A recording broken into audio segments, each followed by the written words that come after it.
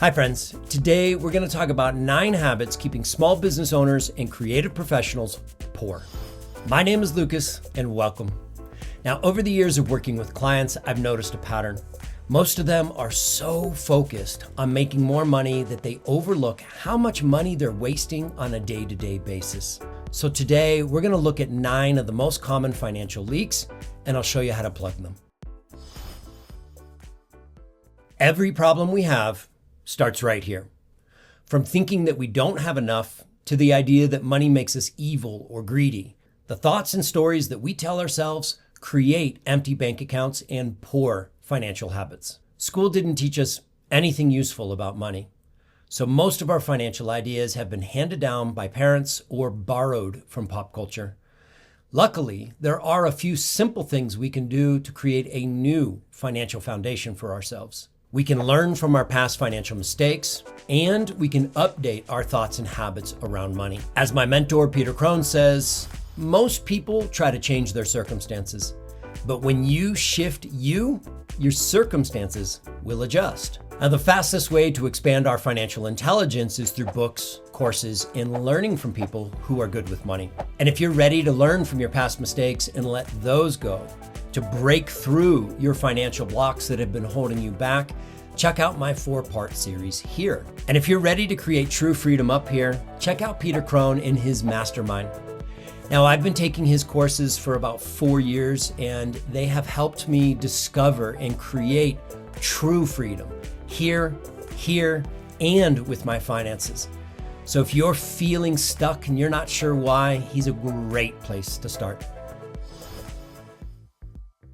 So many people screw themselves before they ever get started. They have a great idea for a business, so they pour a ton of time and energy and money into it, and when they open the doors, nothing happens. Why? Because they didn't test the idea. But there is a simple solution. Identify your ideal customer, or at least who you think your ideal customer is, and then strike up a conversation. Do this with 30 to 50 people. Ask them questions about your product and service. Ask them about their pain points, and then listen to what they have to say. So you can ask them questions like, what are the 3 biggest issues you face with X? Or if you were looking for a solution to your problem, what would you search on Google? Their answers are pure gold, and they will steer you in the right direction so that when you bring your product or service to market, it's really well received. Now, another mentor of mine, Sunny, goes really deep on this subject. So if you're interested, check out this video. So test the idea first, listen to the feedback, then refine your product or service and test it again. Put as little money as possible into the idea until it starts producing a profit. Then reinvest the profits to build your business. Make it super easy for people to give you money. Now, believe it or not, a lot of business owners unintentionally overlook this and make it so much harder for their clients to pay them than it needs to be. Keep your services simple. A small, medium, large, or maybe a bronze, silver, and gold package. Something that's really, really easy and includes everything that they're going to need. And then tell them what to expect. I require a signed agreement and a 50% deposit to guarantee their date. And then the other 50% is due the day that we start work. We accept PayPal, credit cards, checks, ACH transfers, whatever is most convenient for the client. And make it super easy for people to sign the contract and pay you. I use Dubsado. It's a client management software that automates everything. So the client receives a digital contract and a digital invoice, and they can pay like that. Plus, it sends out automatic reminders when a payment is due. It pretty much does everything for me. Put yourself in your client's shoes. Make it easy and enjoyable for them to work with you. Create a simple onboarding system or use mine. I'll walk you through the whole process. And if you'd like to check out Dubsado, use the link in the description for a discount. 2 of the biggest financial issues that business owners struggle with are not having a plan for the money when it comes in, which then leads to what I call shitty spending habits. Luckily, there's a simple solution for both. Some people call it a payday routine, and all that really means is having a plan for your money as soon as it hits your account so that you don't waste it. First, identify your financial priorities. And second, every single time you receive money, you split it up and you send it to each one of your financial priorities before you can waste it. For example, when I get paid, I immediately send 25% to my savings, the Pay Myself First account, then 25% to my business, 25% to my lifestyle, and 25% to my taxes. Now, each responsibility that I have is taken care of. It has the money it needs to pay those bills. And because I move this money before I can spend it, I don't have any money to waste. So I instantly become accountable for my spending habits. If you'd like to see it in action, check out this video. One of the biggest financial pain points for business owners and creative professionals is inconsistent and irregular income. Luckily, there's a really simple way to balance it out. Just like a squirrel that stockpiles nuts for the winter, we have the ability to build a surplus in each of our accounts and insulate ourselves from the slow times. Every single time the money comes in, send a little bit to your savings, a little to your business, a little bit to your living expenses, and a little towards your taxes and debt. Now, over time, a surplus starts to grow in each one of those accounts. Instead of having one emergency fund, you now have several for each area of your life.